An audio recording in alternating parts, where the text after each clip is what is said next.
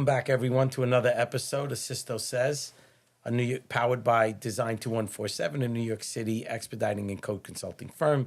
Today, I have Drew Hartley of Acheson, Doyle Partners Architects. Drew, welcome aboard. Thanks for having me. So, as we start every show, the power of people. You and I were at a networking vendor kind of get together, and I saw the sign Acheson and Doyle. I came over and asked about an old friend of mine, Lou Martino, and we started to chat. And next thing you know, we were engaged in the whole world of architecture as usual. It's a common language. So thank you for coming in. And when we were together and chatting, I told you a little bit about the podcast and sent you an invitation, and here you are. Exactly. So thank you for coming on. Yeah. So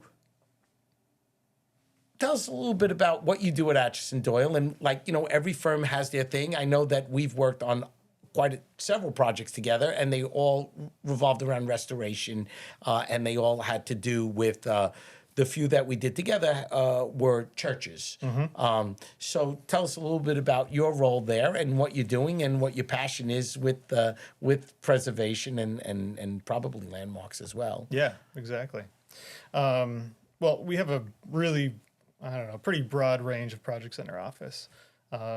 It's always hard to summarize, but if I had to, it would probably be religious, which you mentioned in the first place, historic properties and historic preservation, hospitality, hotels, clubs. We work on a lot of the private clubs in New York City. Oh, that's cool. And then we do residential, which we don't publicize a whole lot, but it's actually quite a bit of our work. And on the residential side, is it more like individual apartments? Yeah, individual apartments, houses. Yeah. Out of New York. It's a big market for us right now. We're doing a lot of townhouses, and they used to be just in certain pockets.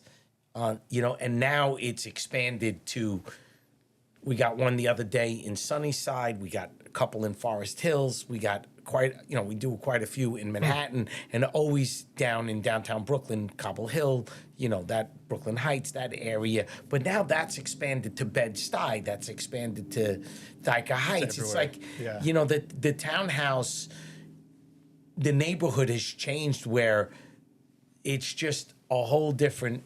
It's a different market right now, and it's a booming sector. Yeah, we have an interesting one that I've been working on for a while. It's right next to Barclay Center in downtown Brooklyn. Mm-hmm. It's in a historic district, so we had to go to landmarks, had to get it approved. So it's a new townhouse in a historic district. Great, but the owner decided to use a prefab company, which is just getting their start. So it's a challenge. Assembly OSM is the company. They're a bunch of old Forest City Ratner guys who did prefab previously, started this prefab company. And this is kind of one of the first projects in the city. So. And you're doing one as a landmark. In a landmark district. So we got it approved in the landmark district, and it's going up. So that's a great project. A thread through a lot of our work is like special projects. Like that one was, you never hear of this before, a new ground up building in a historic district. No doubt. And the interesting thing on that is that it was directly over the subway that collapsed. So the house collapsed into the subway, and that's why there's a new house there to be built, because there was an old one. I think it was in the 80s or 90s. That sounds like a fun project. Collapsed into the cellar. So you got to deal with TA. Of course. To dig it up, make sure you don't touch there, put all the vibration analysis in the tunnel. Yes. That's a lot of fun. Yep, all that stuff. So a passion of mine is going around the world and seeing all different types of religious buildings. Been to Abu Dhabi, saw the mosque there. Been to, all parts of Italy to see a lot of churches in my day. Yep. Went to Spain and Portugal, probably visited 30 or 40. So I love the experience of opening the door, and a lot of times you can't really feel what the church is like until you open those doors, and then there's an explosion of something, and it's always a different experience. So tell us a little bit about, I know we've worked on some churches together here in Manhattan and in Queens through the Archdiocese. So tell us a little bit about, where that where that part of architecture is today, and how it's, it's still so important to maintain a lot of these really beautiful places. And unfortunately, a lot of the parishes are closing, and the churches are also closing with them, which is very sad, because they're iconic pieces of architecture, a lot of them. Yeah, And, there's so many levels to it, but I think one of the big levels in New York City is the scale difference. You have a church on the corner, it brings the scale down on the corner, and it really generates kind of the urban design of New York City. You have pauses in the, correct. the up and down is really helpful. And then, woo! Exactly. So that's one aspect, but like you said, going inside, these spaces all have their own take on whatever it is, And they're all unique in their own ways. whether it's a church or a synagogue or a mosque. Correct. We've worked on all of them, and there's a lot of things that are kind of specific to those buildings. Air rights transfers are big now because they're trying they to changed that for the figure out how to use that property and get the value out of a landmark, or not necessarily a landmark, but a church property. Right. One of the things that we do a lot of is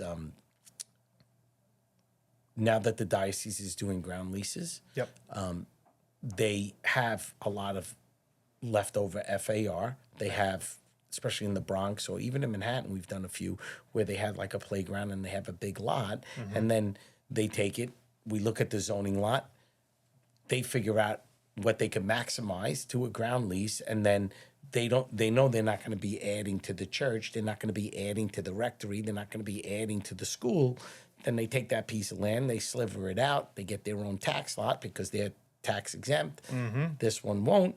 And then lo and behold, did you say, oh, wow, that's a great idea. Well, it takes a year and a half and a lot of really good zoning guys, we pride ourselves on being able to do that along with the architect and understanding that, okay, if we subdivide it, you can't put a building here because now we're too close to the lot line and you got windows at the church. And what are we doing with those stained glass windows? And how do we deal with the separation? It gets incredibly, and like you said, maybe your clients are like our clients. Maybe that's why we work together, is that we get all the hard jobs. We don't get the easy ones. Of course. So we recently worked on St. Bart's, which is in the Midtown rezoning. So they transferred their air rights to the JP Morgan building. Yep.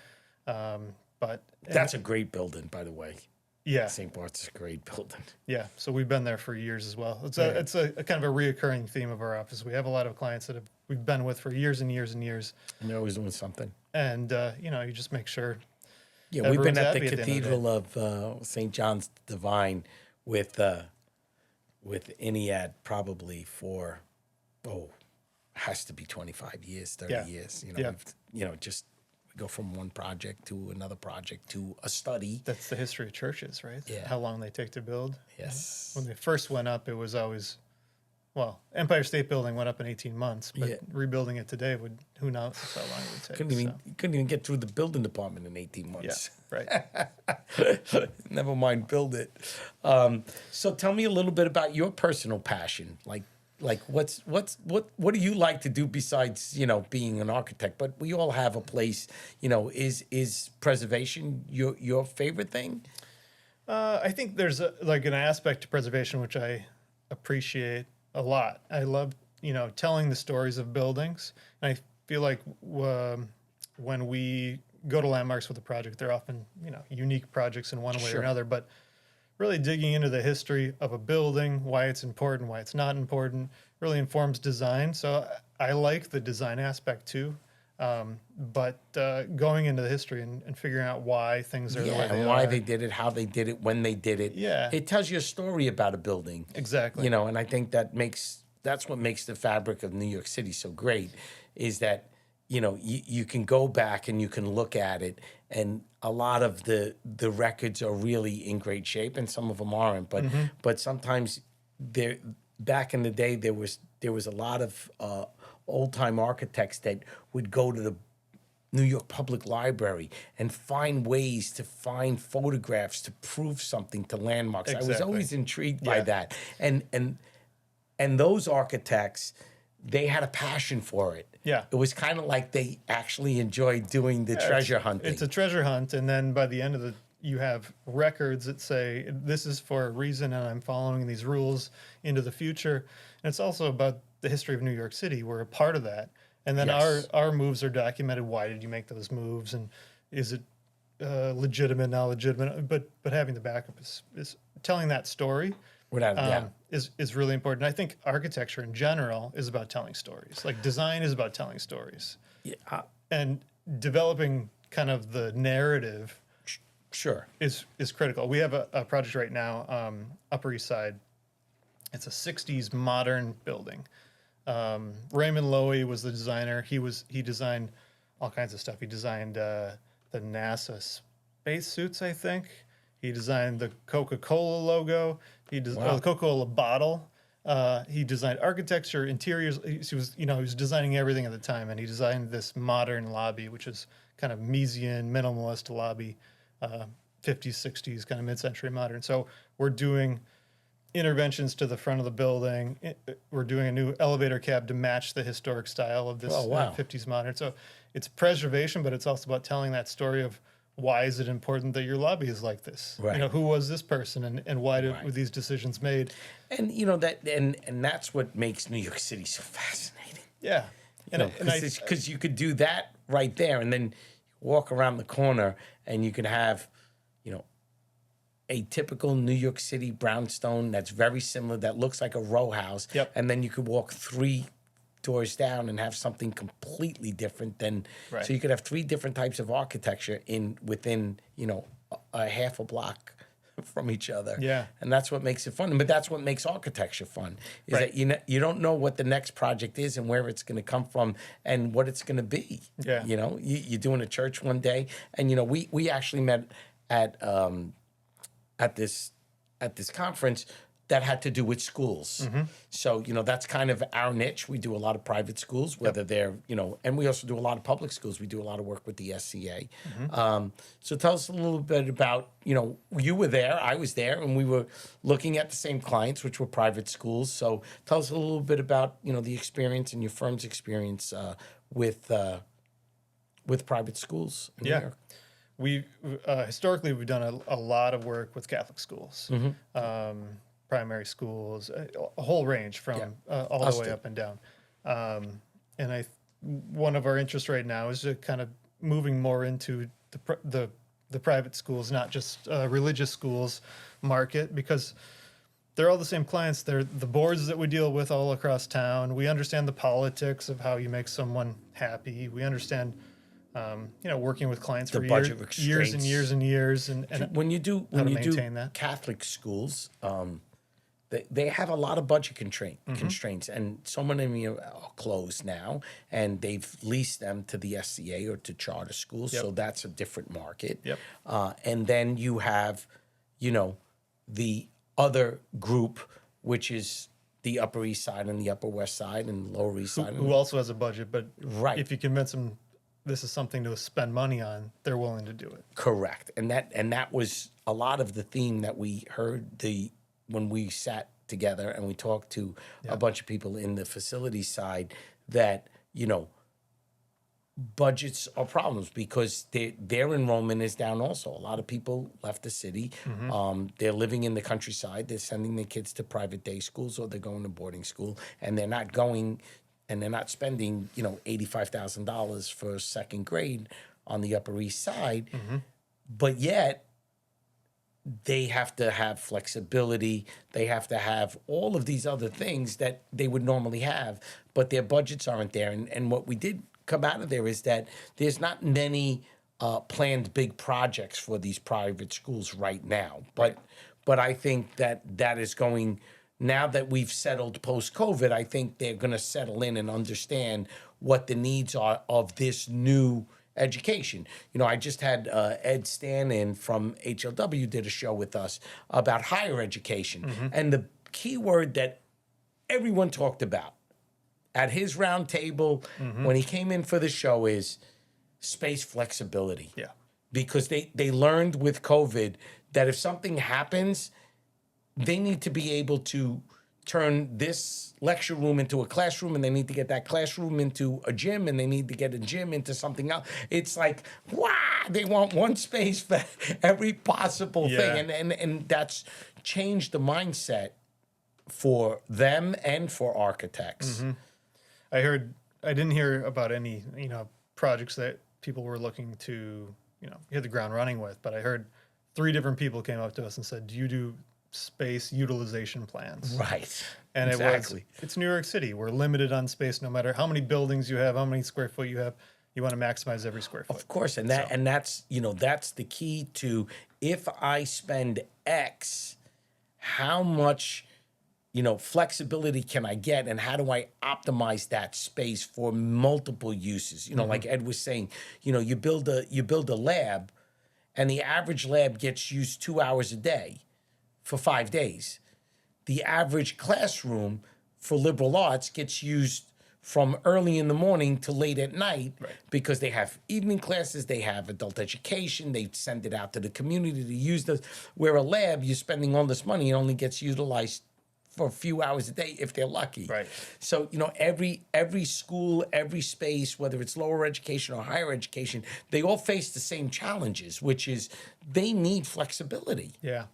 I also heard a bit of, I don't know if the facilities directors were quite as open about it, but there's a bit of an arms race with these elite private schools that Oh, that's always been the case. you have to have the best. You have to have the latest. And if you are Correct. not on the cutting edge of what the latest and the best is, you're not competing. So Yeah, one of the big things is the gyms.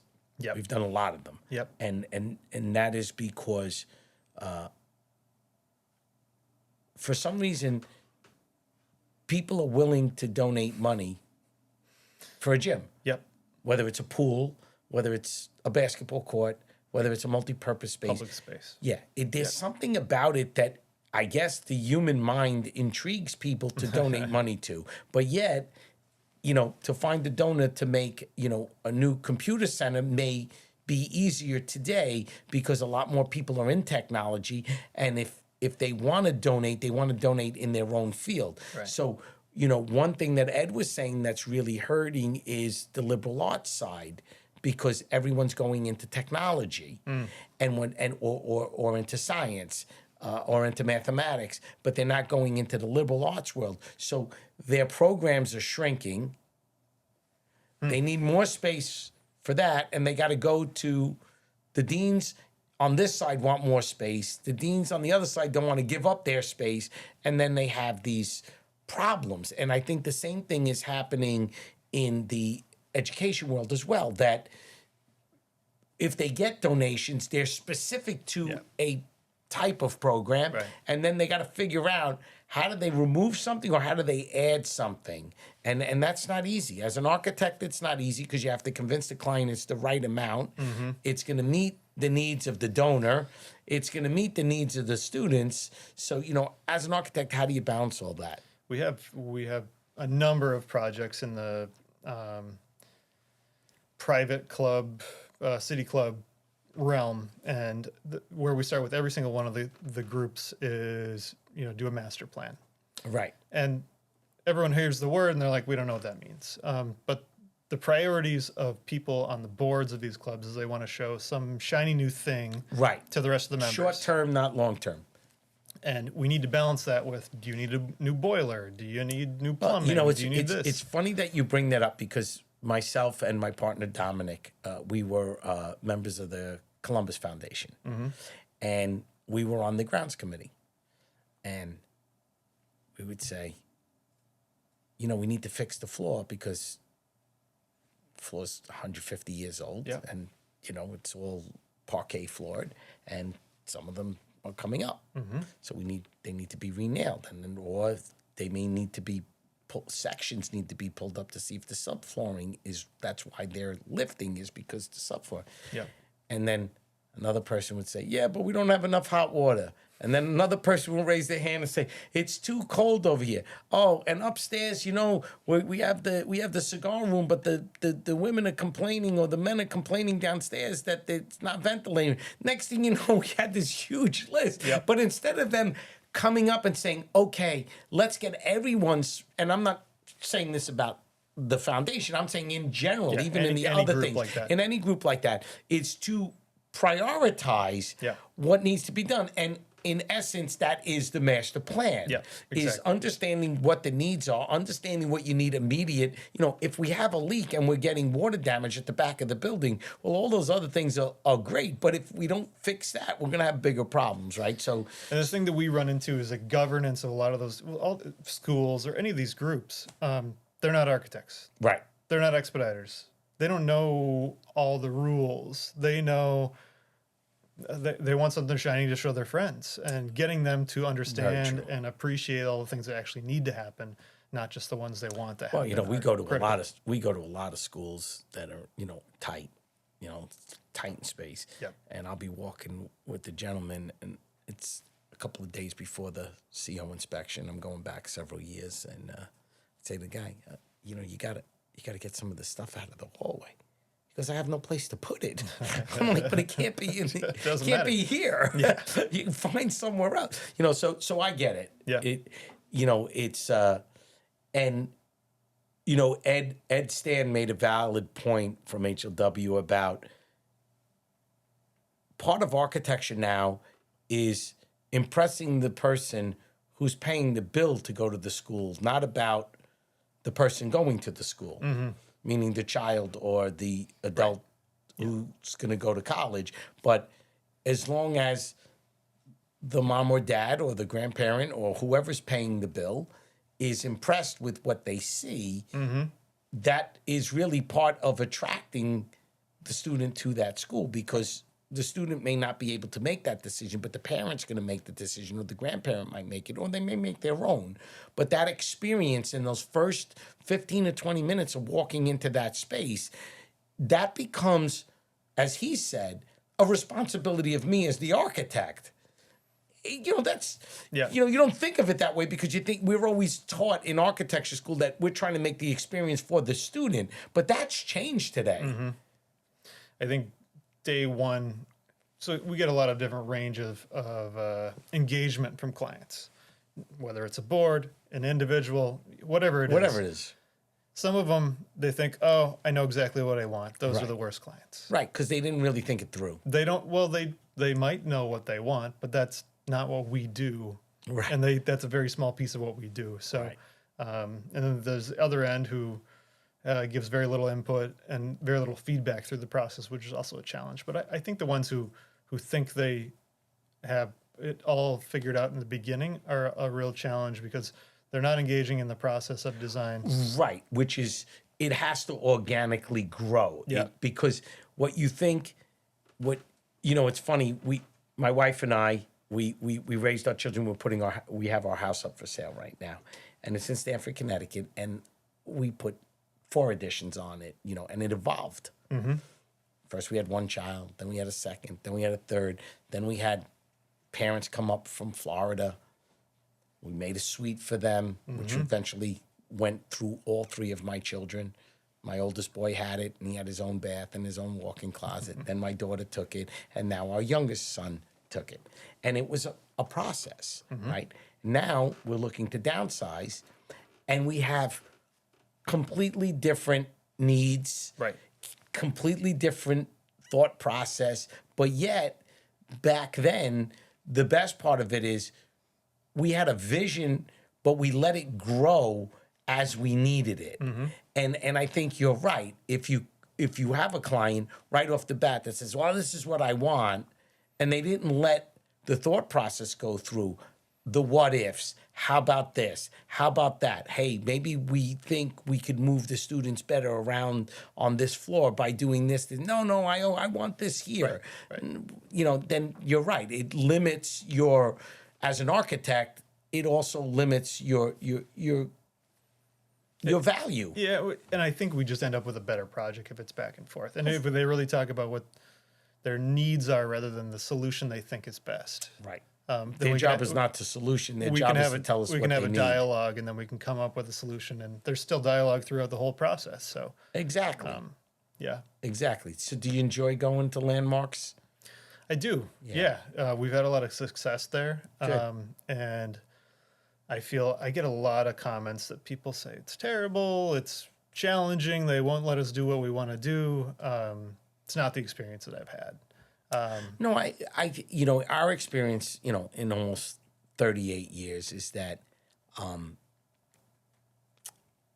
the challenge is finding the right preservation team that limits the expectation to the client, because I think that what's important there, again, is organically letting it happen, and when you do that, there seems to be a lot more ability to keep massaging it and giving them what they want, yet still achieving what you want as an architect. So I think that Landmarks gets a bad rap sometimes, that, oh my God, they just want this. Why do I have to have a brown window? Because there's 10 townhouses in a row with brown windows. Yeah.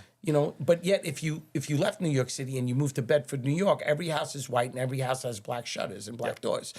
That's it. If you live in the Village, if you don't like it, they tell you move somewhere else. Yeah. Well, at least Landmarks here, they'll work with you a little bit.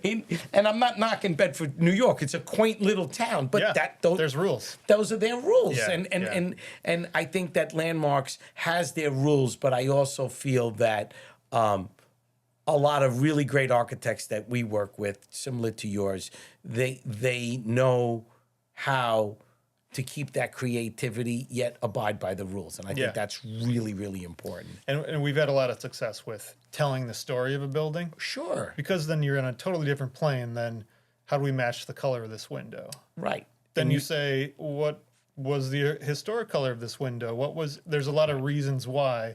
And instead of nitpicking over a color of a window, you're talking about a much bigger thing. Sure. So, Absolutely. Yeah. So I also find that big projects at Landmarks somehow get a lot more leeway than small projects, because small projects are kind of prescriptive. There's rules involved. And the other thing is that I feel like people don't think of DOB regulations in the same way they think about Landmarks regulations. Very true. They think DOB, that's the code, you have to follow it. You need 2 means of egress, you need a fire stair this way. way. Landmarks is subjective. If Landmarks has a brown window, they're like, oh, this is terrible. They're making me paint it brown. Where those are both regulations, but they're seen in very different lights. Drew, you bring a great point. One thing about my podcast that I put together is I am a huge proponent of rules and laws, because I think the DOB has an obligation really for public safety. They're not designers. That's not their role, right? So to me, when people come in or not come in, but when they come to the office or we have a call and why do I got to do that? Because that's the law. Why do I got to put a steel under an air conditioner? I don't understand it. And I take a lot of time out to explain it to some of our clients, because they just don't know. I'm not talking about when we work with Acheson and Doyle, but when we're dealing with someone who owns a store in Brooklyn and they get a violation, and we're not going to get the job, but they called us because they know someone of someone, and they just want to. And he goes, I don't understand that the unit could sit on the roof. I said, until a fireman comes in, the wood burns out, and that unit kills somebody. It's not. There's a reason, there's a law. And if you don't understand the reason, you also should take a few minutes to ask someone about it. But I agree with you that there are laws in the code that are there to protect the people in the building, the people outside the building, to give them a great experience, just all of those things. But when you get to Landmarks, they have a mission statement. And that mission statement is to preserve landmarks and preserve an entire district. But it's also a law. Right. There is a landmarks law that's written. But right. Everyone thinks that it's just subjective. And it's not. There are some things that are subjective in that process, in design and architecture in general. But there's a lot that's not, too. And I think that if you go into that building and you purchase that building and you purchase that site, or if you purchase it, you purchase it with that responsibility Right. and that integrity. And it's up to you as the owner to have that integrity to preserve it. And yes, if you want to change it, work with your architect, work with your code consultant, work with your landmarks consultant, whoever you.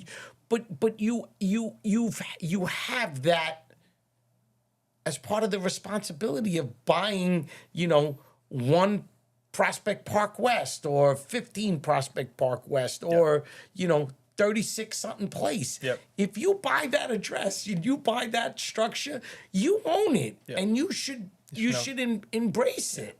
And I think that's where a lot of times we run into problems where, oh, well, why do I got to spend this extra money? Why do I have to do this? Because Landmarks wants to preserve your site and everyone in the district. You're not worried about the value of it, but you don't want to spend an extra, $2,000 to put this type of door up. Come on. Yeah. I'm sorry. I think there is value there. I think a lot of these things, lean into the history. That there's value in those buildings for a reason. Absolutely. So.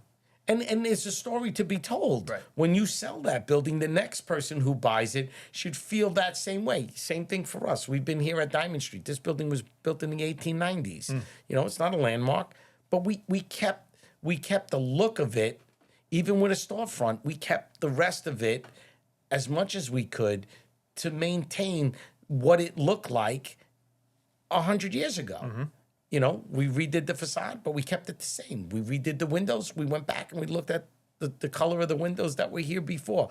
We kept the original cornice that's here. It was wrapped in metal. Opened it up, made sure all the wood was good. It's great, So Right. all of those things are incredibly important. And part of your job as an architect and part of my job is to educate Yeah, the absolutely. client.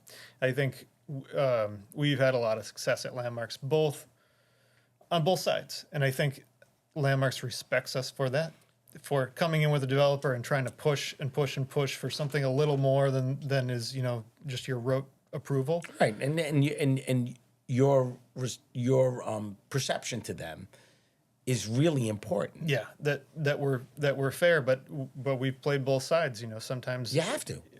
you have to, and we have to be seen by everybody as a fair player who's willing to work for our clients on whatever side that happens to be. We always, people come here. If people come to our firm, if you're looking to get around the law, we're not the firm for you. Right.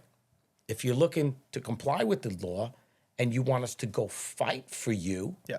100%. Doesn't mean that because one person said it, it means that's it. There's many things that are subjective that you have to understand how the building department interprets it. Right. Same thing with landmarks. You think that when you read it, oh, it's simple, it's clear. And then you get there and they interpreted it nothing compared to what you thought you read. Right. That happens to us all the time. So part of our job is also to fight for our clients for an interpretation, but it needs to be safe. It needs to be fair. And we always tell our customers sometimes, okay, you don't want to provide this.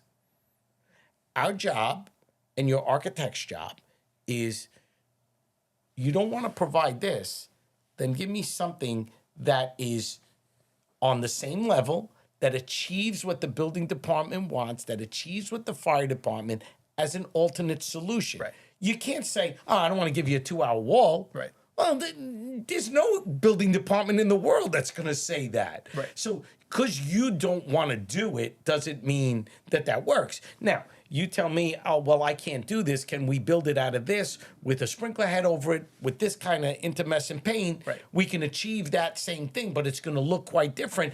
Well, now that's a whole different ballgame. But you saying I don't want to paint the window gray, well, sorry. That's just not the way this, the way Landmarks works, the way the DOB works. And I don't know how we got into it, but so many of our projects are like special projects. They don't really fit into a category. Right. I've never seen this before. It's interesting solution. We do a lot of that too. And they're so much fun because it's not rote. It's being creative. It's not repetitive. It's coming up with something new. So, and they're not always flashy projects, but doing something different is fun and interesting. And that's what gets me up every day. Great. It's been a real pleasure, Drew. I enjoyed talking to you when we met. I've enjoyed having you on the show. So as we wrap it up, I have a dialogue at the end that I use. Comes from a good friend of mine, Andrew Peters from Curry and Brown. He's a cost estimator. And when he first came on the podcast, he was probably one of the very first few episodes.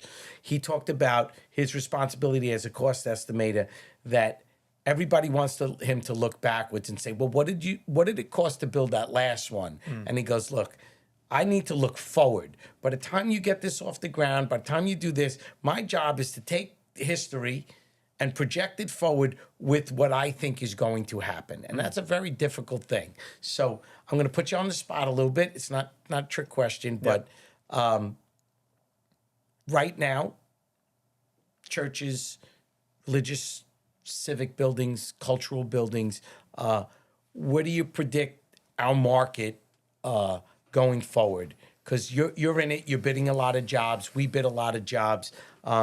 We've seen it on a sad side where a lot of places are closing. Yeah. And that especially, a lot of, whether it's in Lutheran, Episcopal, Catholic, a lot of religious have downsized, restructured, use the land value to do other parts of things that they need, like infrastructure on the church or the school. Tell us a little bit about where you see that going. Currently on the books, we have so many projects of church or synagogue buildings where how can we reuse this building? I think it's adaptive reuse.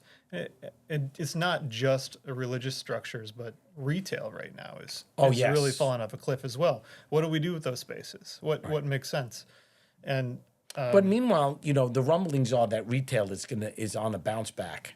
We're hearing a lot of it. We're not seeing it yet. Yeah. But we've heard that the traditional retail space is going to change, and they're going to, what we're hearing is a lot less depth, a lot smaller store, more interactive, where people can come and say, "Hey, I want this," and then maybe go to a station, and they could show it to them, and they can order it and be in their house the next day.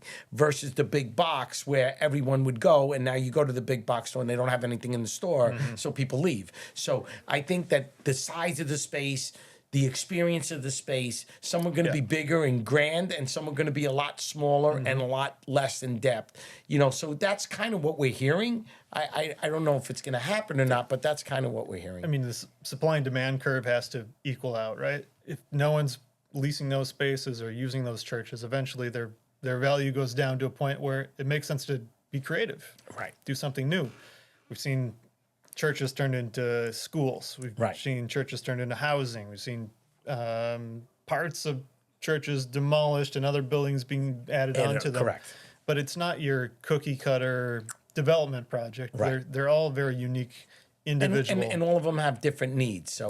So I agree to that. I think that, in my opinion, I think that part of that is, regardless of, all kinds of religious buildings are going through that, because same thing, their congregations have gotten smaller. They don't need as much space, but they have different space. Because now they have more nursery or more daycare or more adult daycare, or they have, a soup kitchen going on where it was small and now it's gotten much bigger, and they never thought about that they needed more space. So they take this away and add that. So again, it's always about, adaptive reuse. Yeah. We did a project we just won Friends of the Upper East Side Preservation Award for. And nice. Congratulations. It was a church that hospital bought their church to use the site for expansion of the hospital. And then they bought another church and completely renovated so their church building into the space that they needed. And that space was a preschool. It was a soup kitchen. It was a gymnasium. It was a church, but the building is really, a city unto itself, and all the public programs that they run. So so that's awesome, and I always feel that type of architecture is fun, because I think it has a lot of our soul in it. That we feel like we're doing something really good for the community. We're doing something good for the people around it, and not just taking a building like that and putting it in a dumpster and carting it away and throwing it in a landfill. So Right. I think that's a really good part. And there's always a good feel good, and especially when you do a great job and you get an award for it. That's, Right. Yeah, I mean, it's a mission-based architecture, right? Fit the Exactly. program to what's important to the group. so. Exactly. Well, Drew, it was a pleasure for you to come in and chat with me. I hope the audience enjoyed our chat. It was a pleasure meeting you before. It's a pleasure to see you again. Yeah. And looking forward to have you come back another time. Sounds great. Thanks for having me. Thanks, Drew.